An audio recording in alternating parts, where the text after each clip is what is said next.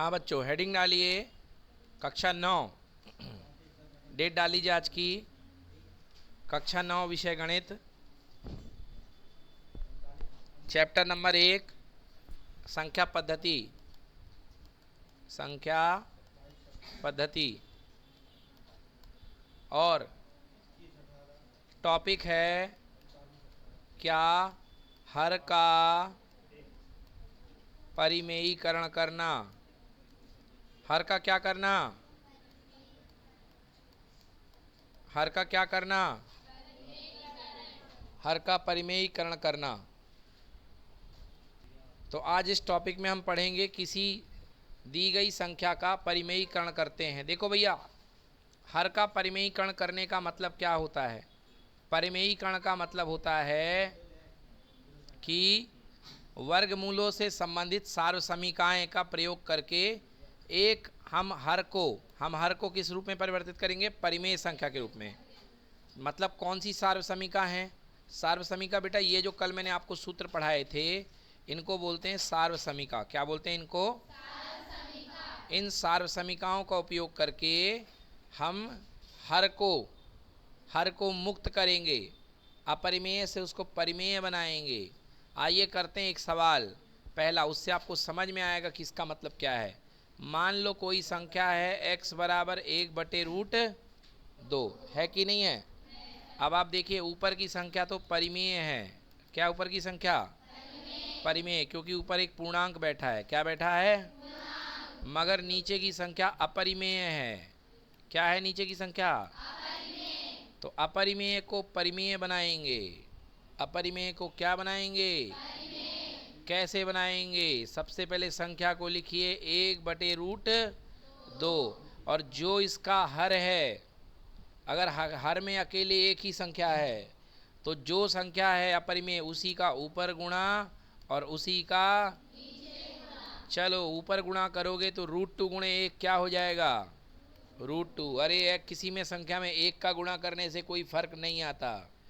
तो √2 गुणे 1 कितना हो गया? √2। और √2 गुणे √2 कितना हो गया? हाँ, √4। क्या हो गया? और √4 का मान कितना होता है? तो अगली बार समझ लेना, 2 बार √2 हो सेम सेम तो कैंसिल कर देना। क्या कर देना? और सीधे उसकी जगह बिना रूट के बाहर लिख देना 2। तो ऐसे मैं पूछूं, √3 गुणे √3 का मान कितना आएगा? 3 आएगा कि नहीं आएगा?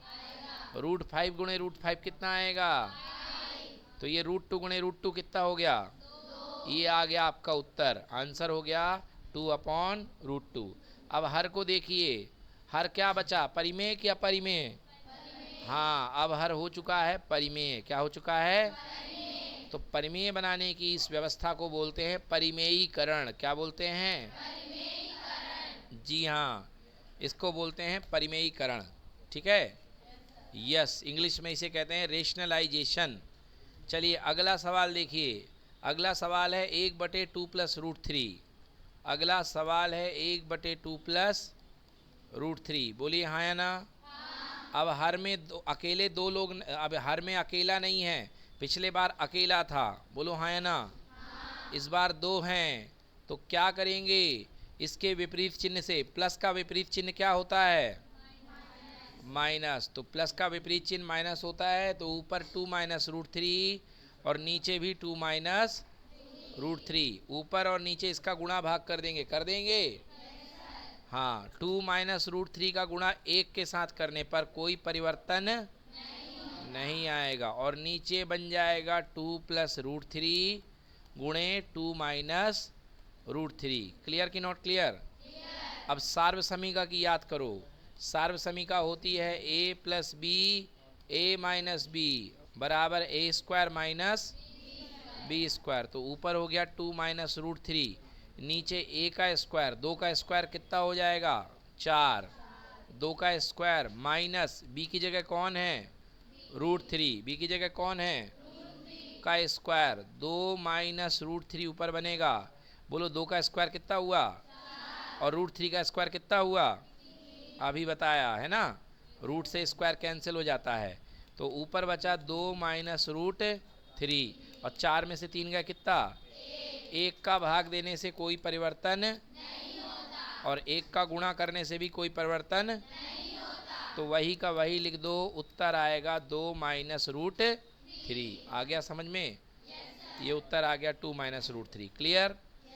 चलो देखो इसको कैसे करेंगे। पहले वाले में रूट 7 का ऊपर और रूट 7 का नीचे। इसको कैसे करेंगे? रूट 7 प्लस रूट 6 का ऊपर और इसी का रूट 7 प्लस रूट 6 का नीचे। इसमें क्या करेंगे? रूट 5 का उल्टा, रूट 5 माइनस रूट 2, और नीचे भी रूट 5 माइनस रूट 2। इसका विपरीत चिन्ह करो, रूट 7 प्लस 2 और यहाँ पे रूट 7 प्लस 2। क्लियर कि नॉट क्लियर? चलिए चारों सवाल हल करके दिखाइए, है ना? चारों सवाल हल करने हैं, अभी कर लेंगे। पहले अब पढ़ लीजिए घातांक के नियम। क्या नियम है? घातांक के नियम। यस, तो अगला टॉपिक हम बनाते हैं घातांक के नियम। घातांक के नियम आपने कक्षा 8 में भी ये नियम जरूर पढ़े होंगे, है ना? ऐसे पढ़े होंगे, x की घात m गुणे x की घात n आधार समान हो तो घातें क्या हो जाती हैं? जुड़ जाती हैं। क्या हो जाती हैं? हाँ, ये वही नियम है। अगर गुणा करोगे तो आधार समान होगा तो घातें क्या हो जाएंगी? और अगर भाग करोगे तो आधार समान होगा तो घातें क्या हो जाएंगी? घट जाएंगी। क्या हो जाएंगी? चलिए पहला नियम, ये देखो आधार समान है कि नहीं है? घातें क्या हो गई? जुड़ गई। यहाँ आधार देखो, यहाँ पर आधार समान है, घातें जुड़ गई। अगला बोलो a की पावर m उसकी power n equal to a की पावर m गुणे n। समझ में आया? मतलब यदि मैं बोलूँ a की पावर 2 और उसका भी पावर 3 तो उत्तर आएगा 2 गुणे 3 यानी a की पावर 6। a की पावर 6। चलो अगला देखो, a की पावर m और b की पावर n। ठीक है, अब इसके लिए पहले ये नियम समझो बेटा। पहले ये नियम समझो कि किसी भी पावर 0 होता है उसका मान हमेशा याद रख लो कितना होता है? 1। अगर कोई भी नंबर हो उसकी पावर 0 होगी, उसका मान कितना होगा? अगर कोई भी नंबर की पावर -1 है, इसका मतलब नीचे चला जाएगा a की पावर 1। अगर -2 है तो नीचे जा करके a की पावर 2, और अगर -3 है तो नीचे जाके a की पावर 3। समझ में आया? अब इसका उल्टा देखो, अगर आप बोलोगे 1/a तो ऊपर जाके a की पावर -1। अगर बोलोगे 1/a² तो ऊपर जाके a की पावर कितना? -2। अगर बोलोगे 1/a³ तो ऊपर जाके a की पावर कितना? तो ऐसे बैठा हुआ है 1/a की पावर n तो ऊपर जाके a की पावर कितना? समझ में आया? ये देख लो, ये 1/a की पावर n ऊपर जाके बन गया a की पावर -n। क्या बन गया? बना कि नहीं बना? अब ये वाला सीखो, a की पावर m अपॉन b की पावर n। चलो क्या दिया है? a की पावर m अपॉन b की पावर n। तो a की पावर m को रहने दो, बोलो हाँ। गुणे में b की पावर n नीचे से ऊपर आएगा तो क्या हो जाएगा? -n। क्या हो जाएगा? हाँ, ये गलत दिया बेटा, यहाँ पे a होना था। क्या होना था? चलो नियम लगाओ, a की पावर m अपॉन a की पावर n आधार समान है कि नहीं है? भाग है कि गुणा है? भाग है। भाग में घातें क्या हो जाती हैं? घट जाती हैं। क्या हो जाती हैं? तो ये देख लो, घात घट गई। घट गई। अब चलो आगे बोलो a b की power whole m। a b की पावर होल m मतलब a की भी पावर m गुणे b की भी पावर। यदि कहा जाएगा a b की पावर 2 तो दोनों को अलग अलग पावर मिलेंगी कि नहीं मिलेंगी? मतलब a की पावर 2 और b की पावर 2। क्लियर कि नॉट क्लियर? चलिए अब करते हैं क्वेश्चन। देखो 17 की पावर 2 और 17 की पावर -5। 17 की पावर 2 गुणे 17 की पावर माइनस, कौन सा रूल लगेगा? x की पावर a गुणे x की पावर b वाला लगेगा कि नहीं लगेगा?